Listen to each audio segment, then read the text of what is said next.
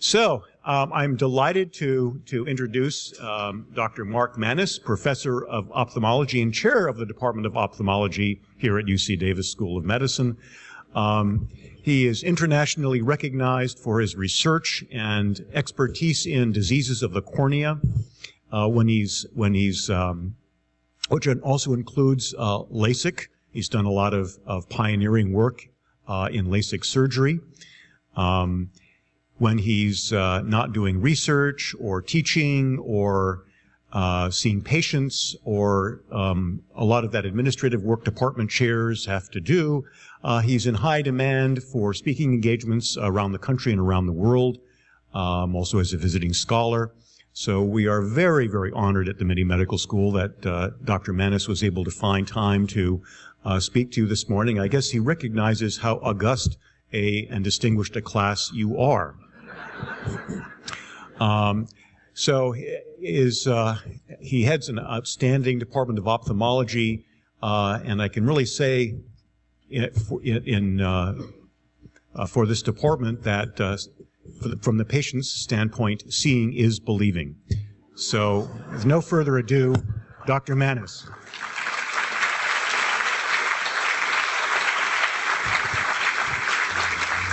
Good morning, everyone. It's delightful to be here.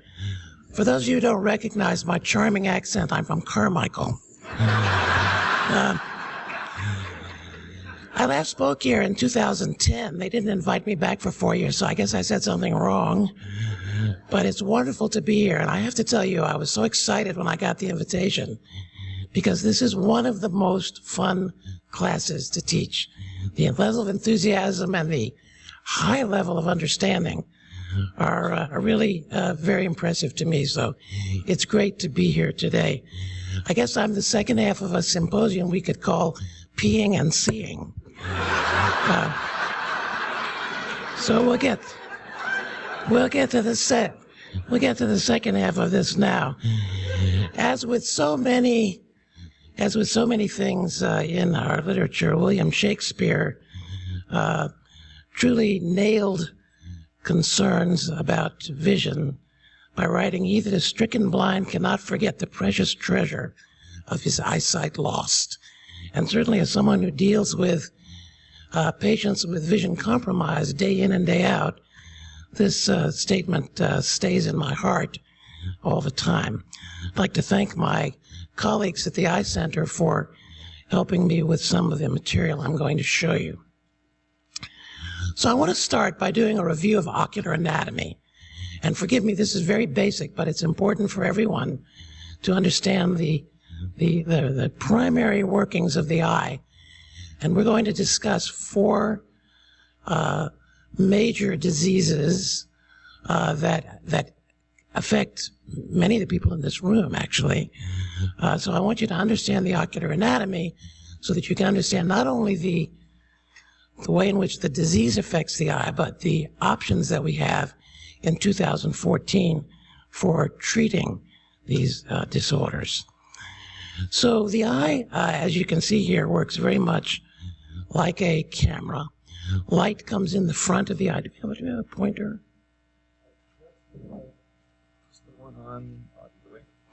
So light comes in the front of the eye, and it is bent by 2 structures, by the cornea, which is the crystal, essentially, on the front of the eye, and by the lens, which is the variable focus portion of the eye. So the cornea and the lens are like the fixed focus and variable focus lenses in your camera.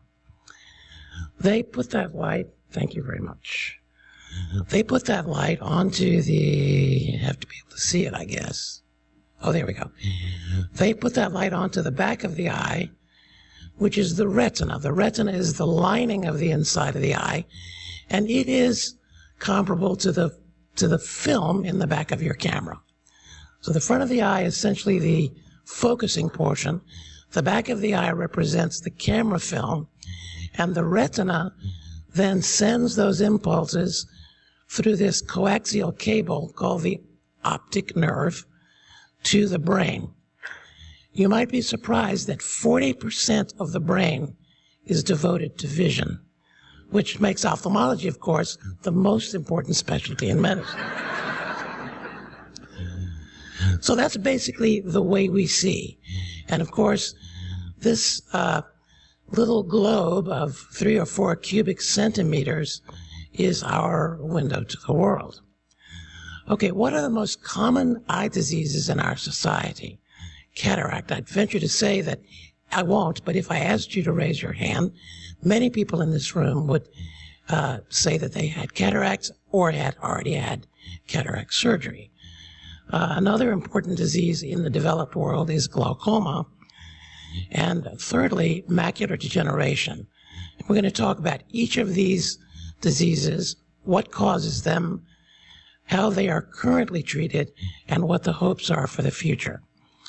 Let's talk for a minute about world blindness, because even though we live in a phenomenal developed country where, for example, cataract is really never a cause of blindness, it's completely treatable, there are places in the world where blindness is epidemic and endemic because treatments are not really available.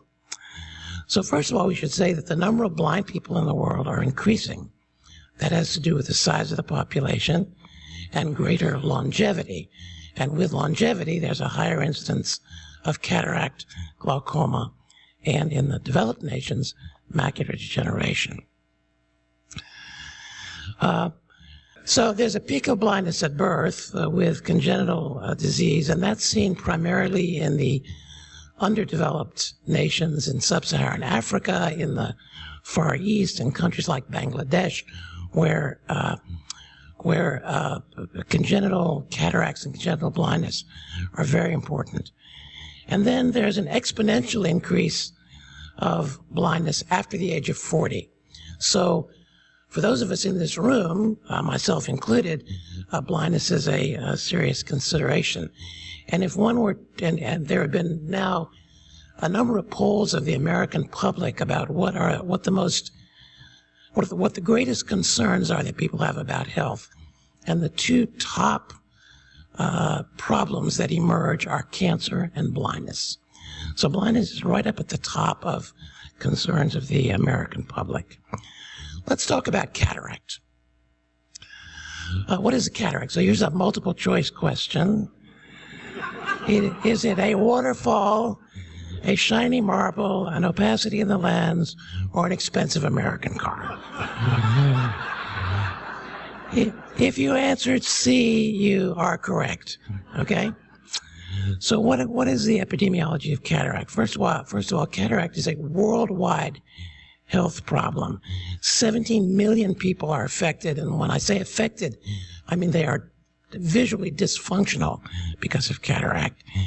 And so it has a significant economic impact on many societies and is primarily a disease of poverty. If you look at, for example, cataract in Africa, not only does it take out the elderly or even the young, potentially working adults from society, but then it takes out the children, because the children have to take care of the blind adults, as you can see in this sort of very pathetic photograph of what happens to a poor society when cataract is a problem. Cataracts in adults are primarily mediated by age. 50% of us in this room have cataracts, and 70% of people over the age of 75 have cataracts. Cataracts can result not only, however, from aging, but also there are congenital cataracts, traumatic cataracts, cataracts from systemic disease, such as diabetes and other metabolic and endocrine diseases, cataracts that develop because of medication use, such as steroids, radiation cataracts, nutritional cataracts, not so common in this country, but nutritional cataracts, and cataracts secondary to chronic inflammatory disease. Now you can see in the photograph the white opacified lens. In a normal eye, as you look at your neighbors, the lens is really not visible because it's clear. And as that lens begins to opacify, the world changes. So now let's talk about the anatomy of a cataract. Okay, so I'll show you what I think is a reasonably good analogy, and that is the lens, which is about the size of a regular M&M candy, sits behind the iris, the colored part of the eye. And it has three components: the nucleus, which is the heart center, the surrounding material called the cortex, and that's all enveloped in an envelope called the capsule. So let's think of a peanut-covered, chocolate-covered peanut M&M. Okay, the peanut is the nucleus of the lens, the chocolate is the cortex, and the sugar-coated outside is the capsule. So that tells you how the lens is constructed. And as you might imagine, there are different types of cataracts which may be limited to the cortical part of the lens, the nuclear part of the lens, or the capsular part of the lens, and they are treated in different ways. What happens to the patient with cataract? Things appear generally blurred, foggy. People begin to see halos around lights. Glare can be a particular problem depending on the type of cataract. Difficulty with seeing signs, night driving. But this is a gradual, painless loss of vision. And in this reconstruction, you can see on the left the normal photograph, and on the right the photograph as someone with an advancing cataract might see it. Okay, just as a diversion, does anyone recognize these eyes? This is a famous French Impressionist artist who lived from 1840 to 1926. Anyone know who this is? Shout it out. Monet. Perfect. Okay, so this is Claude Monet. Claude Monet, of course, had a very famous cataract operation which occurred in 1923. And in 1905, he began experiencing changes in the perception of color. And as you can imagine, Monet was very sensitive to that. He was diagnosed with nuclear cataracts. Now, you all know what the nucleus is now, the peanut. Diagnosed with nuclear cataracts in 1912 at age 72. And his surgeon, Charles Cutella, did surgery in January of 1923. Here you can see Monet in his studio with the famous water lilies on the wall in the back. And in this depiction, you can see his painting of the Japanese bridge on the left in 1899, and on the right just prior to his cataract surgery. And you have the same bridge, and you can see what's happened here. First of all, there's tremendous loss of definition, and the color has completely changed. When one develops a cataract, the lens turns yellow, and so you have a yellow filter which takes out the blues from your perception. And so Monet's view of the world completely changed. And in this famous painting, The House from the Rose Garden, on the left you can see the depiction just prior to his cataract surgery, and on the right just after his cataract surgery. And again, what's happened is the dramatic change in the filtering of in the absence of the yellow filter in the post-cataract period. Monet parenthetically only had one eye operated on. He was extremely unhappy with the results and wrote very vociferously about how he wished he had not had cataract surgery. Here you can see his cataract glasses, which are in the Musée Monumental in Paris. And here you can see Monet in his dotage wearing his tinted cataract glasses. I might commend to you a wonderful book called The Eye of the Artist, which is a book about the eye diseases of famous artists. It's a lovely book by Michael Marmer, who is a retinal specialist at Stanford, and really tells some wonderful stories about artists and their the effect of eye disease on their work. So what is the treatment for cataract? The treatment is basically surgical removal at the appropriate time. This is done using high-frequency ultrasound. At least until recently, many people thought cataracts were removed with laser, but that's not true. Glasses really cannot reverse the decrease in vision from cataract surgery, except for the initial nearsightedness that's induced by the cataract.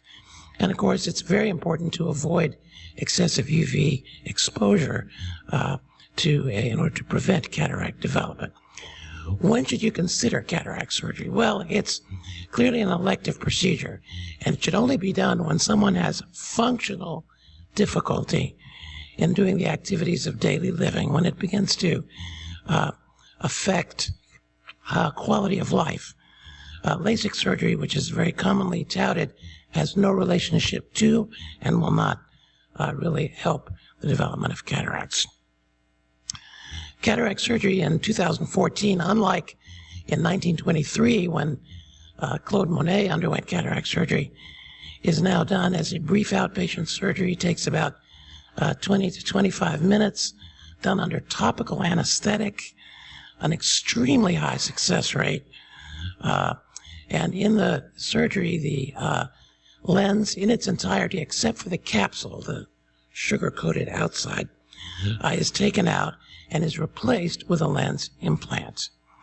This is done using ultrasound emulsification and the insertion of the intraocular lens. Here you can see the lens which replaces the focusing power of your natural lens, and it's placed inside that capsular bag, so it's in the anatomic position. Most of these are foldable, and we calculate the power of the lens we use prior to surgery. I'm going to show you a cataract operation. Those of you who are a little bit squeamish might not want to watch it. However, I must tell you that unlike many surgeries, cataract surgery is bloodless. It's actually very aesthetic, both for the surgeon and for the patient. So here you can see the surgeon who is using, this is under topical anesthesia. The patient is awake. The eye has been anesthetized topically. And you can see the surgeon is steadying the eye with a device. And this is a diamond blade, which is used to put a small incision through the cornea. A device is then put into the eye. And here you can see what the surgeon is doing is making a circular opening in the capsule of the lens. This will allow him to get access to the nucleus and the cortex without sacrificing the capsule. As you can see, it's fairly exacting work, but it's painless for the patient and takes only a few moments. Once we have this circular opening in the lens, the surgeon will inject fluid to hydrate the contents of the lens. You'll see that here in a moment. So now we have this nice circular opening, and there the surgeon is injecting fluid to hydrate the nucleus and the cortex of the lens. And then, using an ultrasound device called a phacoemulsifier, the surgeon basically jackhammers the lens and aspirates it. Here you can see, you'll see the very slight movement of this little jackhammer, and he's basically carving a groove in the lens, which will allow him to break it up into small pieces, and then with the same device, aspirate it from the eye. I'm doing this parenthetically in real time, so you're actually going to see the entire operation. Now you can see a second instrument is put in through the cornea, and the lens is fragmented into pieces. Operating here, by the way, is Dr. Jeffrey Casper, who's our primary cataract surgeon. And you can see that what he will next do is break the lens into further pieces, and then each piece is aspirated using this device until the nucleus of the lens, the peanut, is gone. Okay? The next step will be to remove the cortex, the chocolate surrounding there, and with a separate device, as you see here, the cortex is removed until nothing is left but the capsular bag. So now you have a capsular bag into which you can place the intraocular lens, which has been pre-calculated for the needs of the patient. So we enlarge the wound a little bit, and then using an insertion device, the lens is sort of rolled up like into a little tube, and then is inserted into the capsule. You can see it's being pushed into the capsule and unfolded. And that's essentially the end of the operation. Once the lens is in place, the surgeon simply makes sure that everything is positioned, a suture is put in the wound, and the procedure is over. The most recent iteration of cataract surgery is using laser. UC Davis will be the first academic institution in the state of California to obtain a femtosecond laser for cataract surgery. And this laser will perform many parts of the procedure with greater efficiency. With recent technology advancements in cataract surgery, surgeons now have options that allow patients to make informed decisions on how their cataracts will be removed. One such advancement has been the introduction of laser refractive cataract surgery with the LensX laser. The LensX laser is designed to bring a new level of accuracy and reproducibility to refractive cataract surgery. By automating some of the most challenging steps of cataract surgery, the LensX laser allows the surgeon to create precise, repeatable incisions using an image-guided laser. Cataract patients now have the following two options. In the interest of time, I'm not going to go through the whole thing. Suffice it to say that this laser will really, I think, revolutionize the way we do cataract surgery, bringing the incidence of complications to an extremely low degree. They're already quite low, but this is going to refine it even more. The second problem I'd like to talk about is glaucoma. Let's give you your multiple choice question. What is the definition of glaucoma? A high pressure inside the eye. B, an opacity in the natural lens of the eye. C, a fancy Greek dessert.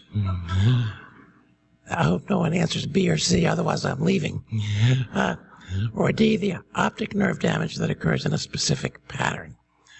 So, it could be A, it actually could be D as well. There's more than one answer here. So, my preferred answer would be D, optic nerve change that occurs in a specific pattern. We think of it as being high pressure, but you can get optic nerve damage even in low pressure. So the optic nerve, as I said, is a coaxial cable that takes all the retina fibers to the brain, where they're converted chemically and electrically into what we're seeing at this very moment. And the healthy optic nerve, of course, is crucial to visual function. So here you can see the optic nerve in the back right there. Okay. And as we look at the eye through the ophthalmoscope in the clinic, what we are looking at is this disc. And you can see that this disc has a little white area in the center. That's called the cup. And it is the size of that cup that tells us whether glaucoma is advanced or not. So the elements of managing glaucoma are to monitor optic nerve damage, to modulate and control intraocular pressure, and to carefully monitor visual field loss. That's a normal healthy optic nerve, as you see there on the left, and on the right you can see an optic nerve with glaucoma. You can see that that central white area has enlarged dramatically. So eye pressure is a distinct risk factor in glaucoma. But who is at risk? Patients with a family history. There's a much higher incidence of glaucoma in the African American population. Someone with high pressure is detected on an eye exam. A serious eye injury in the past. The use of steroids for other types of problems. The presence of diabetes, and actually nearsightedness is a risk factor for diabetes as well. Diabetes is referred to as the thief in the night because it's painless. It really doesn't affect central vision until the late stages of the disease. So it's kind of like hypertension. You don't know that your blood pressure is high until something bad happens, unless you're monitoring it and getting regular examinations. Likewise, with glaucoma, you don't know that you're going to lose vision until it affects central vision, at which time it's unfortunately too late. We test for glaucoma by measuring pressures in the eye clinic, of which there are several methods, and by performing visual field examinations, which give us a readout of peripheral vision, which is the area of the vision that is first affected by glaucoma. Here's a depiction of the kind of visual loss one might see in glaucoma, or in this reproduction of a road scene, what might be missing for the patient with peripheral field loss. And as you can see, that's fairly significant. Okay, does anyone recognize these famous eyes? Okay, this individual lived from 1911 to 1983. He was a famous American playwright. But got any guesses? No guesses. Okay, it's a little bit of a hard one. He wrote short stories, novels, very famous plays. He was from the South. Who? Tennessee Williams, right, okay. So this, of course, is Tennessee Williams. And why would we mention Tennessee Williams? He's the only person I know who died from glaucoma. You're going to ask, how's that possible? Of course, you know he wrote A Streetcar Named Desire, Cat on a Tin Roof, The Glass Menagerie, Night of the Iguana. He was, however, had a plagued personal life. He was addicted to alcohol and drugs. He had multiple unsuccessful relationships. And in 1963, after his partner, Frank Merlot, died, he went into a very deep depression and became dependent on amphetamines, barbiturates, and Seconal. He also parenthetically had glaucoma. And he was, in 1983, he was found dead in his apartment. And at the autopsy, in his throat, in his larynx, was lodged the top of his glaucoma bottle. He had the habit of holding the top in his teeth when he put his drops in, and aspirated the top of his eye drop bottle and died from glaucoma. Glaucoma otherwise doesn't kill. I just thought I'd tell you. So nobody has to go home worried. Just don't put the bottle top in your mouth. Anyone with the aforementioned factors, high myopia, family risk, elevated pressures, African American, should be screened. And people 50 years of age and older should have an eye exam every 1 to 2 years to look for treatment for the presence of glaucoma.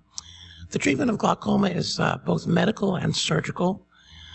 Medical therapy is geared to lowering intraocular pressure with use of drops or oral medications, and surgical therapy can involve either laser surgery, ultrasound surgery, or incisional surgery. The primary goal of therapy, of course, is to lower pressure, since that's the only thing we can do to prevent progression of the disease. And the current medications either promote outflow of fluid from the eye to lower the pressure, or diminish inflow of fluid to the eye.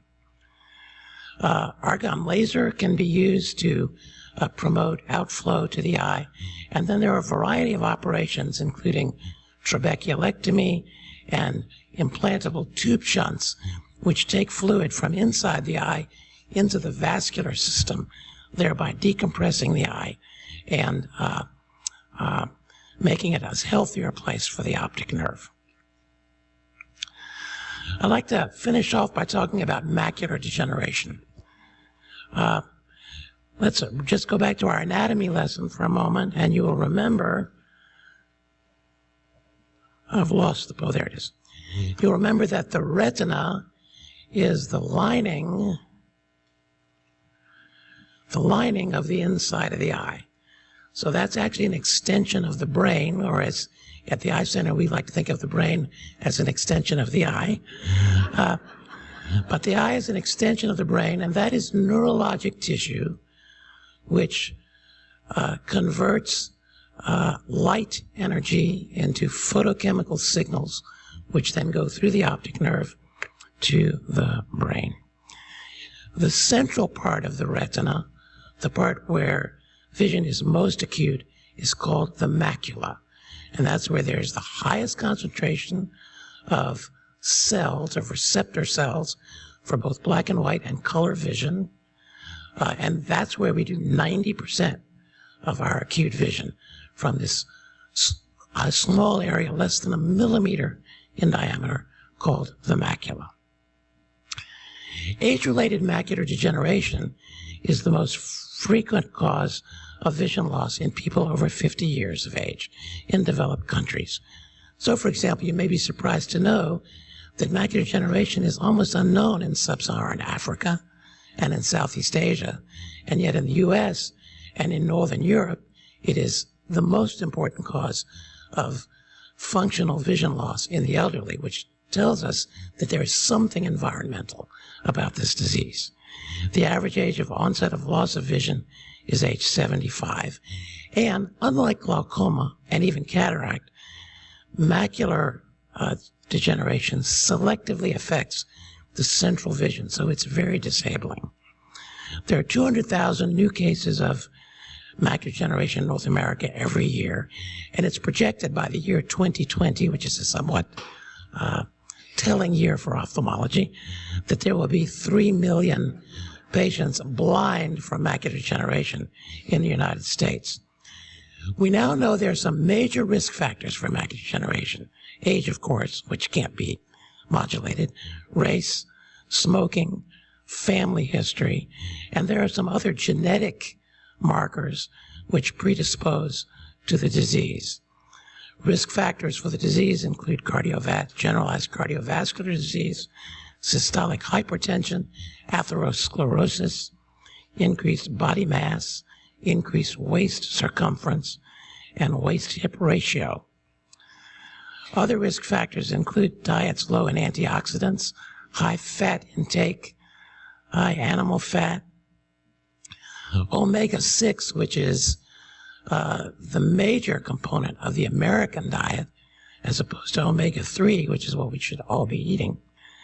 And risk reduction for AMD can be enhanced by exercising 3 times a week, increasing one's antioxidants, a diet low in linoleic acid, nuts, fish, reduced serum cholesterol, and the use of baby aspirin. The vision problem in AMD is, as you see here, a central scotoma, which is quite disabling. It wipes out reading, it wipes out facial recognition, it impairs mobility. It's really a devastating disease. There are 2 forms of macular degeneration. There's dry macular degeneration and wet macular degeneration. Dry macular degeneration is the accumulation of material called drusen in the macula, and this is present in 90% of cases. In wet macular degeneration, there is the abnormal growth of blood vessels, which are fragile and bleed into the macula.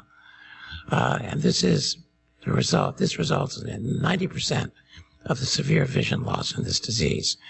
Here you can see a cartoon of the way in which these abnormal vessels grow under the macula and then bleed. And here you can see a clinical photograph on your upper left of the early ingrowth of blood vessels, and on the lower right, a massive bleed obscuring the macula. And this is a very complex process which involves sequential changes in the blood vessels. There's not really time to go through all of this now, but suffice it to say that we've worked out in part why these vessels do this, and that has brought us to a new generation of therapy for macular degeneration, which is really turning life around for many people. The disease is diagnosed by our ophthalmologist using a procedure called fluorescein angiography, in which a dye is injected into the vein, and when it flows through the eye, we can see the areas of leakage and the abnormal vessels in the eye. Anyone know who painted this magnificent George O'Keeffe? And of course, George O'Keeffe was a famous artist and sculptress of the Southwest who suffered from macular degeneration, which she developed at age 77. It affected her central acuity and really diminished her ability to judge contrast. So she switched from doing the delicate floral paintings that she did to sculpture, which was much more tactile and didn't rely on her central vision. In addition, her paintings began to get larger because she could then see parts of the paintings without compromise by the central scotoma. The treatment options are vitamin therapy, which we'll talk about in a minute, and in wet macular degeneration requires often laser therapy and growth factor injections. The most important thing one can do in early phases of the disease is to alter diet.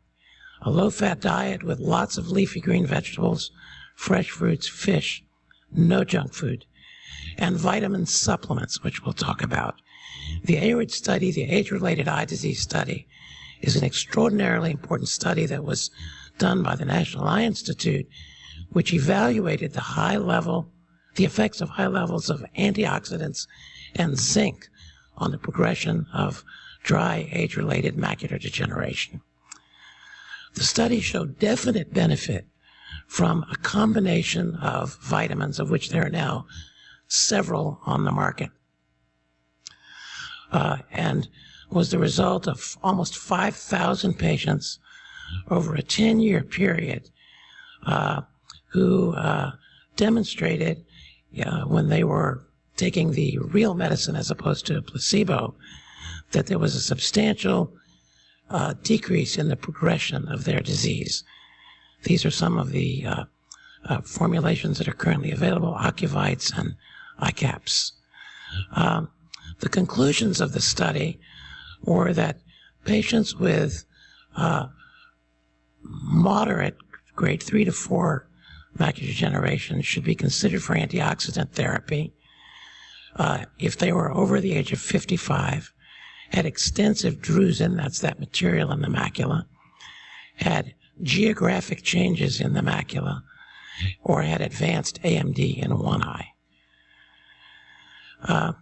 The vitamin supplement reduced the risk of advanced AMD by 25% over 5 years, so that's an important finding.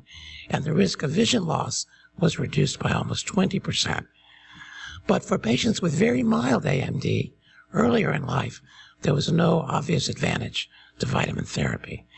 We've just this year finished the ARIDS 2 study, which I used the prior study design.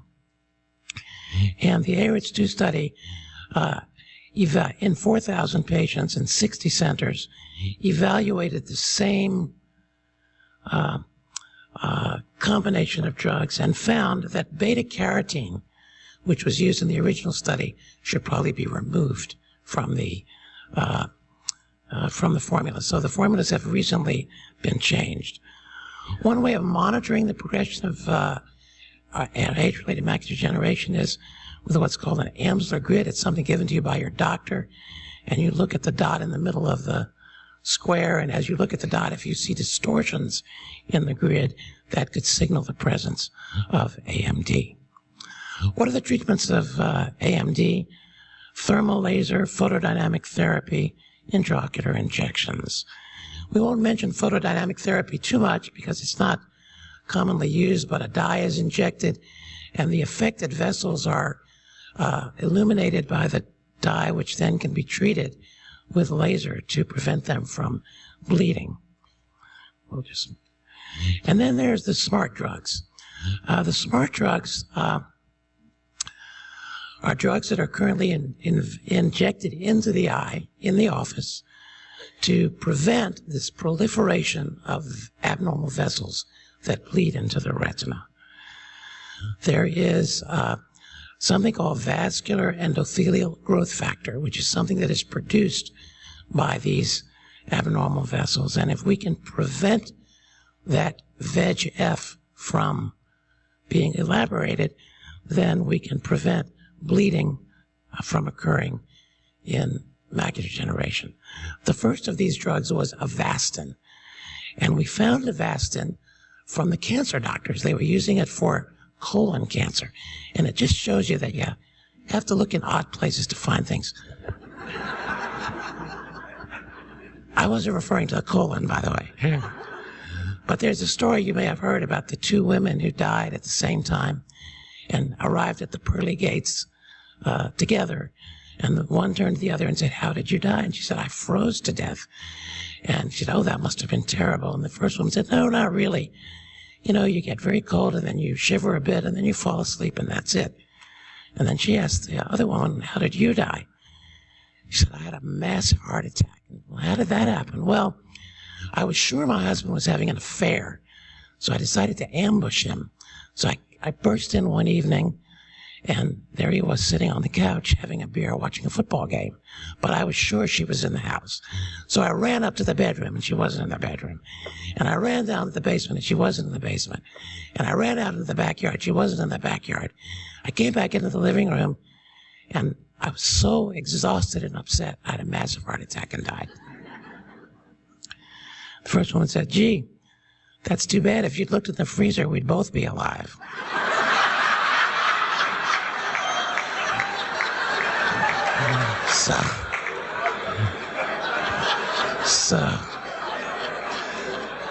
So you have to look everywhere. And the ophthalmologists found Avastin with the colon surgeons.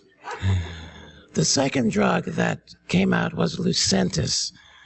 Lucentis is a much more expensive drug, but better tolerated and more effective, which demonstrated very rapid clearing of proliferated vessels and was approved in 2006.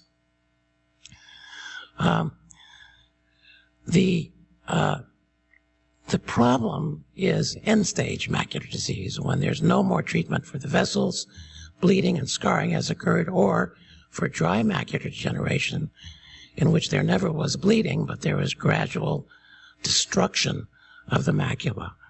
And UC Davis was very proud, again, to be the first institution in the Western United States to use the implantable miniature telescope. This is the first ever technology for end-stage macular degeneration. And it's done just like cataract surgery that you saw, except instead of implanting an intraocular lens, we implant a telescope that magnifies everything by 3, so that it magnifies the image around the central scotoma in the eye. Here you can see a photograph of Dr. Jennifer Lee, who is the head of this program, and you can see the back of my bald head on the right there, on the left, doing the first implant here in Northern California. And here you can see the telescope implanted in the eye. This, for the appropriate patients, has been a tremendous benefit. Here you can see an example of the size of the lens as it sits on a dime. So what can we say about these 3 diseases? Cataract surgery, highly sophisticated, highly successful, has really eliminated cataract as a significant visual dysfunction in the United States. Glaucoma really needs to be monitored, and it depends as much on the patient as on the physician. And age-related macular degeneration can be improved by dietary, exercise changes, and the new modifications that are available through chemo applications in ophthalmology. So to maintain our sight in 2014, our mothers were right. Eat your vegetables. That's exactly correct. Take your vitamins, exercise, avoid smoking, and avoid excessive UV exposure. I'd like just to close with a quote from Helen Keller, who of course is an inspiration to every vision care specialist, the most pathetic person in the world, who has someone who has sight but no vision. I'd like to thank Dr. Hirsch once again, and to all of you for coming on a Saturday morning to this wonderful event. It's really been a pleasure to be here. Thank you.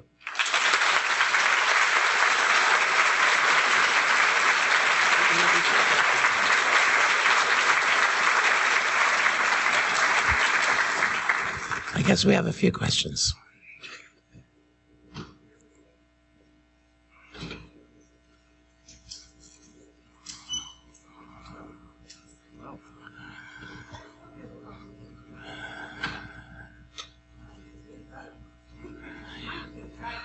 Okay, and I'll repeat it. I'll repeat your question. With the implantable lens, I had read that if you had had surgery of optical lens, you could not then use the implantable lens. Okay, the question was, can you have the implantable miniature telescope Testing. if you have had previous cataract surgery? And unfortunately, the answer is that is correct, because once cataract surgery is performed, there's no capsular bag in which to put the lens. The capsular bag fuses with time, and that unfortunately eliminates a lot of people. The other thing is we don't put this in anyone younger than the age of 75. So it's rare that I tell a patient, you're too young for this surgery. But there are some limitations with it. Question here. Is there any hope for the regeneration of optic nerve that has been lost because of glaucoma? UC Davis has a particular interest in optic nerve disease and optic nerve regeneration. And we have now assembled a cadre of scientists on this campus, where we are at this moment on the Davis campus, who are looking at the ways using either stem cell technology or what we call neuroprotective drugs to restore vision in the patient with damaged optic nerve. It's a matter of reconnecting this incredibly complex cable of neurons. And of course, as you know, a neurological tissue, unlike skin or vascular tissue or any of the connective tissues, doesn't heal the same way. It forms scar. And once scar is formed, there's no nerve transmission. So the challenge, and it's a very complex challenge, is to find either stem cell technologies or neuroprotective drugs that can reverse this damage. It's a tall order, but we're beginning now on this campus to pull together scientists to address that very problem. So it's quite important. Do any of the drugs that are currently available for glaucoma have a neuroprotective aspect to them? No. It's a one-word answer. No. Unfortunately, no. There are several that are currently being investigated in FDA trials, but nothing currently FDA approved is a neuroprotective agent. Yes. Okay. Yes. Can you tell me, you mentioned that there were very few complications of cataract surgery, but what are some of those and what is the incidence? It's a good question. Let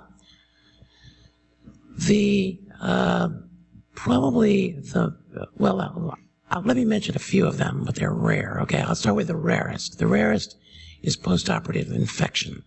That's called endophthalmitis. And that's, we see, one of those in every 10 to 15,000 cases. So it's very rare. But when an infection occurs inside the eye, it's devastating, as you can imagine, in a very small space. So that's very uncommon. That's the worst situation. Other things which can happen are damage to the cornea from the instrumentation in the eye, miscalculations of the intraocular lens, retinal detachment, damage to the iris. These are all things that are more or less surgical or post-surgical complications, but they're all very rare, I must say. What are the repercussions of if any, of having had LASIK surgery and needing cataract surgery? Of having what? Having had LASIK surgery, which changes the shape of your Good eye. question. A lot of people in the past decade have had LASIK surgery, and they are maturing into cataract patients. So the question is a very good one. Does LASIK surgery have any effect on cataract surgery? And the answer is yes, in a profound way. Because once you alter the shape of the cornea, then the way in which you calculate the intraocular lens is affected. So a good cataract surgeon needs to have that information, and based on the previous LASIK surgery can adjust the power of the lens so that the patient is corrected to the distance that they want to be corrected to. So for now, for example, in modern cataract surgery, unlike poor Claude Monet, in modern cataract surgery, we can correct you for distance, we can correct you for near. We have lenses that correct for astigmatism. We have accommodative lenses so that you can be focused at both near and distance. And all of these things are appropriate for specific patients. But LASIK patients, the one comment I would have is if you've had LASIK, you should try and retain your vision records from before your LASIK surgery, because they become crucial in calculating the power of your lens implant. Could you elaborate on the who, what, and why this surgery considered elective? Yeah, which surgery? Cataract surgery? Mm-hmm. You had said that it was elective. Why cataract surgery is elective? Well, some cataract surgeries are not. There are rare situations in which cataract surgery has to be done emergently or urgently because of the effect of the cataract on pressure or inflammation in the eye. But by and large, cataract surgery is elective in the sense that it's up to the patient as to when they are visually dysfunctional. So let's say you have a 20/50 cataract in both eyes, and the driving regulation in the state of California says that in order to drive a vehicle legally, you have to be able to see with in one eye 20/40 or better. So it's elective in the sense that when you get to that point, you can elect to have cataract surgery or not. But if you don't, you're not legal to drive. So it's sort of, it's elective in the sense that it depends on your visual function. I've been advised not to rub my eyes. What are the risks involved with rubbing one's eyes too much? Oh, well, rubbing eyes is probably not a great thing to do, just because you put pressure on the eye, you can abrade the cornea, you can cause architectural changes in the eye. But unless you do it vigorously and frequently, it's probably not a big problem. But eat your vegetables, though, that's important.